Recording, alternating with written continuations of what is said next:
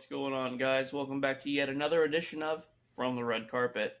On this episode, we have some Superman Legacy news and some bad news for the Blade film, among many other things.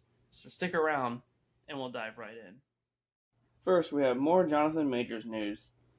So Majors recently attended a court hearing via Zoom about the allegations brought about from a girl he was seeing, who alleged that Majors assaulted her. Following that, there is video evidence provided that negated the accusations, and the girl retracted her statement. But now, Majors must attend multiple court hearings. One that just happened through Zoom, and one that he must attend in person on June 13th. Also, the PR team working with Majors provided text messages between him and the woman who further proves his innocence. And this next court hearing will determine the outcome of everything.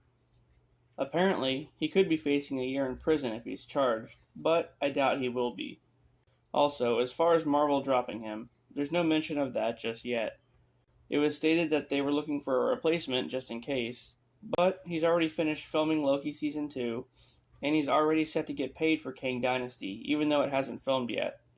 So ultimately, I think he's in the clear as far as that goes. Spider-Man 4 is in pre-production.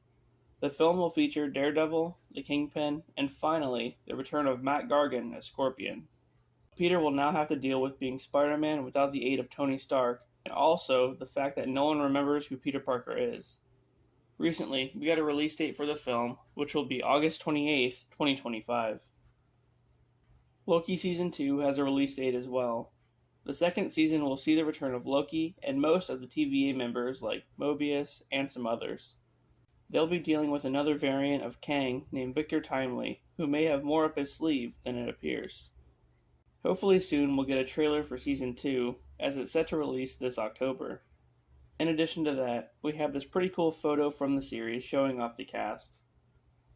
Here we can see Loki, Mobius, Casey, B-15, and whoever the person in the glasses is. I'm not sure though. This is probably fan-made, but it still looks pretty cool. Wonder Man has a new member added to the cast. Josh Gad has officially joined the cast in an unknown role. He'll be joining Yahya Abdul-Mateen as Simon Williams, aka Wonder Man, Demetrius Gross as Grim Reaper, who's also apparently Simon's brother Eric Williams, Ben Kingsley reprising the role of Trevor Slattery, and Ed Harris, who's now playing Simon's agent. So I guess Bob Odenkirk isn't in the series anymore? I'm not really sure what happened with that. X-Men 97 is coming back to Disney+. The cartoon series will pick up where it left off back in the 90s and continue the story. As of now, it's been reported that Cyclops and Storm will both be the main characters of the series. And possibly, they may have some kind of romance going on, which is different because I don't remember that happening in the original one. The series is said to hit Disney Plus this fall. The Blade film might be in some trouble. Recently, a writer's strike hit and halted the production of many shows and films. I guess they felt they weren't getting paid enough. Aw, boo-hoo. One of the projects affected is the Blade film, of course, which was already facing a lot of turmoil as it was. There are a few other projects going on over at Marvel right now as well. Agatha, Covenant of Chaos, and New World Order are both filming in Atlanta. Wonder Man is filming in Los Angeles. Deadpool 3 is set to start filming later this month in London, and the Thunderbolts in June. So hopefully this writer's strike doesn't affect any other projects. But the future of the Blade film is uncertain at this time. So, some more news about the Fantastic Four film. The film's casting has finally been brought to light, with the announcement of Kylo Ren actor Adam Driver confirmed to be MCU's Reed Richards, and both Margot Robbie and Paul Mescal being offered the roles of Sue and Johnny Storm. It's been reported that filming will begin January of next year.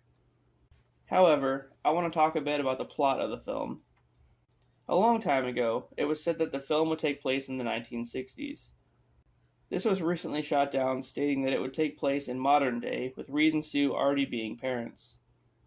Well, it looks like the 1960s time frame may still be a thing. The production designer for films like Sweeney Todd and Shutter Island, Dante Ferretti, has joined the crew. He's known for doing period pieces, and this could be a good thing for the film. It seemed like the MCU version of the Fantastic Four was going to be stuck in the quantum realm where they got their powers. But the addition to this whole 1960s plot could mean they go into space and get hit by cosmic rays like they did in the comics. At the time, it's really hard to say. I mean, for the longest time, they kept mentioning the quantum realm over and over again, so they may be going with a more ultimate version of the story. And with Galactus being the villain, what about Doctor Doom? It's been reported that we won't be introduced to him until way after Secret Wars, which doesn't really make sense because he was a big part of that comic, but yeah.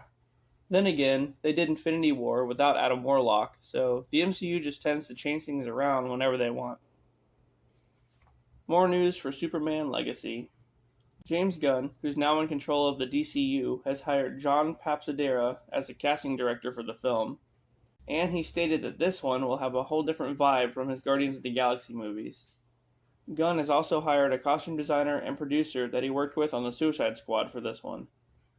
He said that this one will not be a redo of other Superman films. The cast hasn't been announced yet, nor the characters that will appear in the film. However, it's been mentioned that Jimmy Olsen will appear in the film. This one's set to start filming January of next year. And lastly, guys, the live-action Avatar series has finished filming. Production is wrapped on Season 1, and it'll be headed to Netflix. However, due to that recent writer's strike I was talking about, it could mean trouble for Seasons 2 and 3, with most other projects coming to a dead stop until further notice. This poses a problem for Seasons 2 and 3 because they wanted to film all of the seasons back-to-back to maintain the actors' current ages. Now it's looking like they may have to rewrite the later seasons due to the actors getting older. But only time will tell. Well, that does it for this episode of From the Red Carpet. If you enjoyed the content, please don't forget to like and subscribe for more. And with that, I'll see you guys on the next one.